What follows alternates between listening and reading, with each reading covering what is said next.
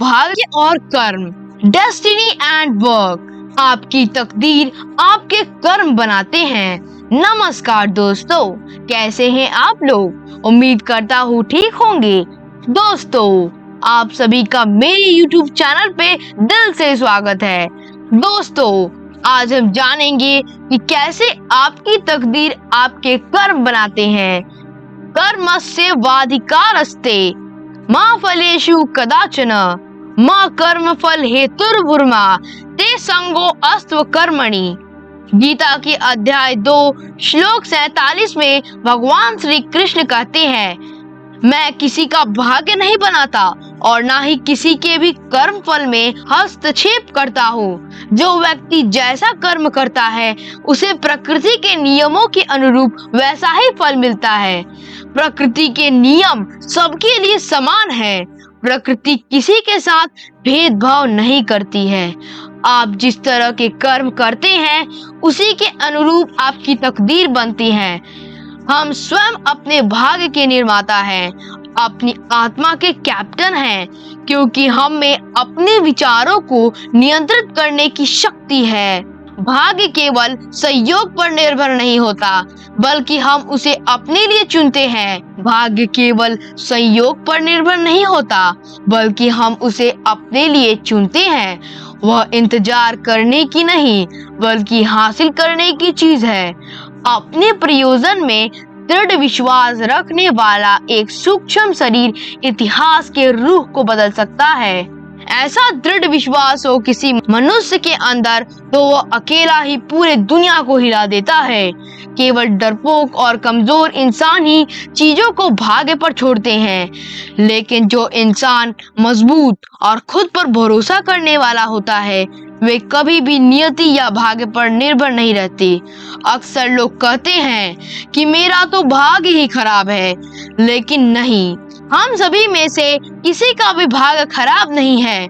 अगर होता तो हम कीड़े मकोड़े बनकर जन्म लेते। इसलिए आपको अपने भाग्य का रोना नहीं रोना चाहिए, सिर्फ कर्म पर ध्यान दीजिए।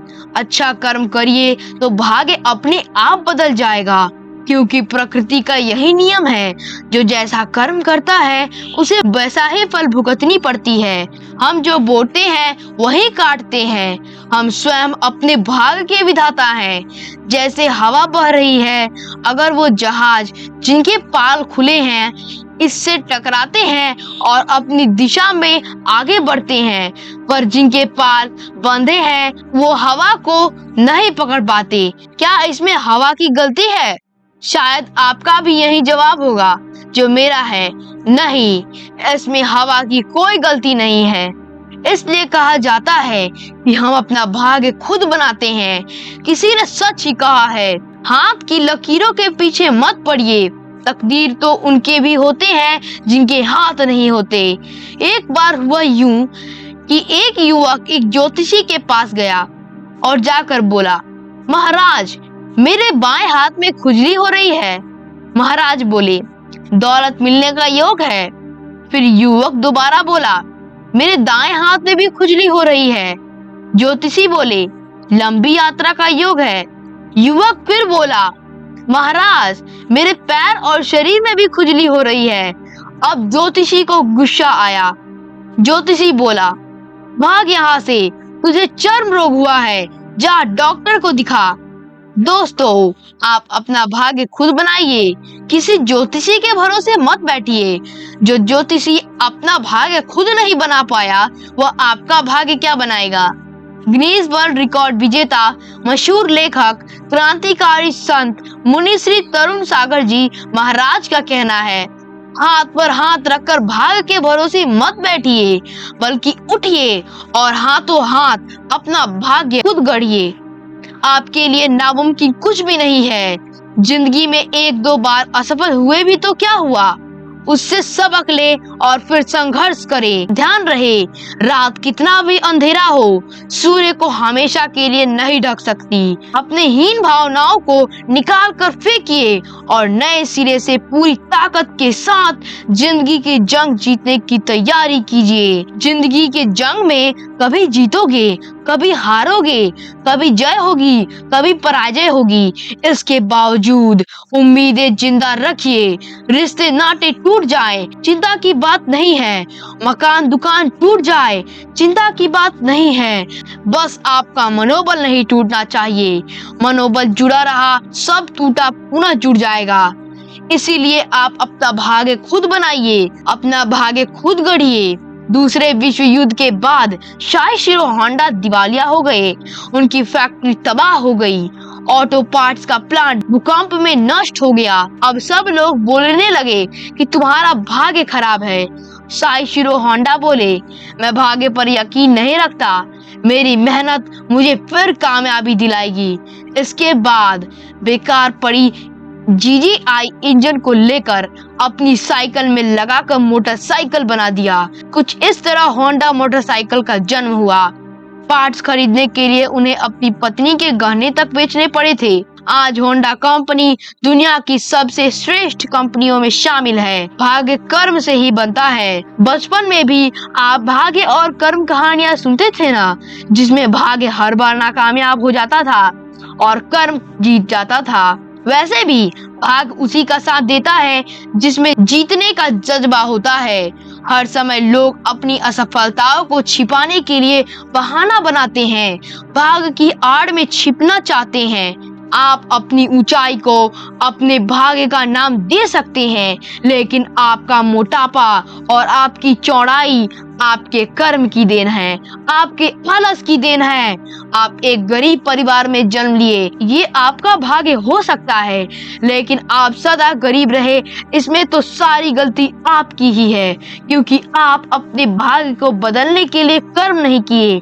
हो सकता है आपका चेहरा बहुत सुंदर और आकर्षक न हो, ये आपका भाग्य की देन हो सकती है, लेकिन फिर भी आप जीवन भर सुंदर और आकर्षक काम कर सकते हैं।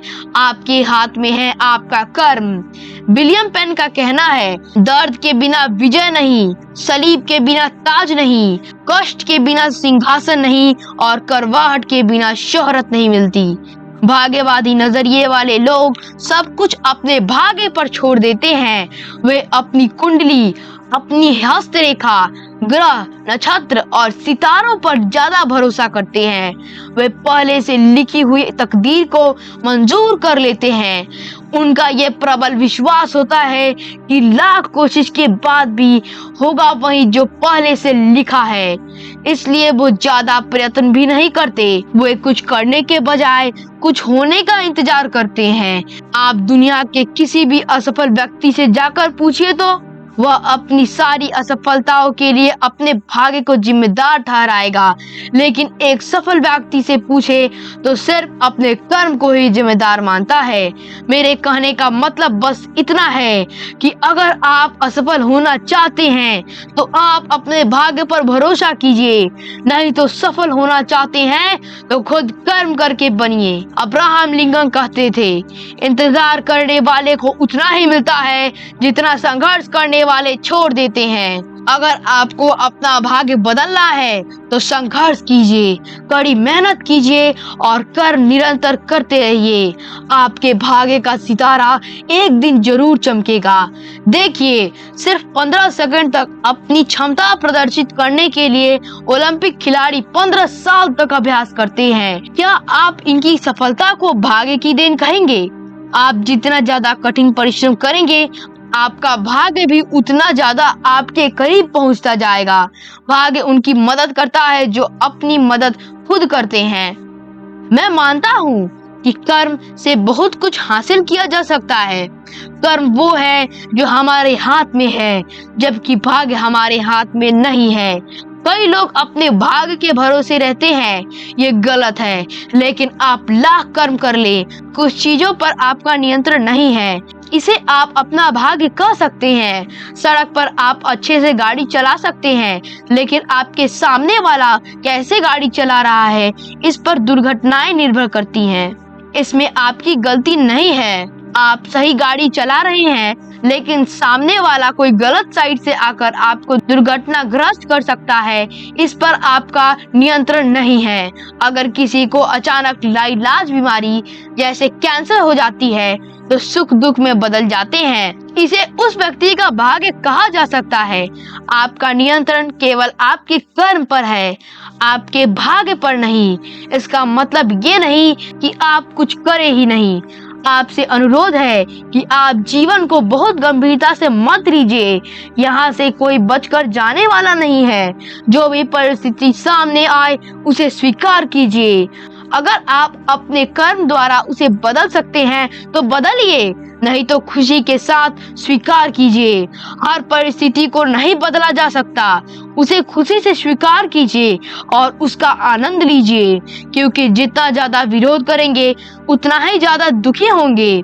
दोस्तों, आप सभी से मेरा अनुरोध है कि आप केवल अपने कर्म करने पर ही ध्यान दीजिए। भाग्य के भरोसे हाथ पर हाथ रखकर मत बैठिए, अपने कर्म से इसे गढ़िए। तो चलिए, मैं आप सभी से विदा लेता हूँ। Thank you. आप अपना ख्याल रखें। Bye bye. फिर मिलेंगे अगले वीडियो में।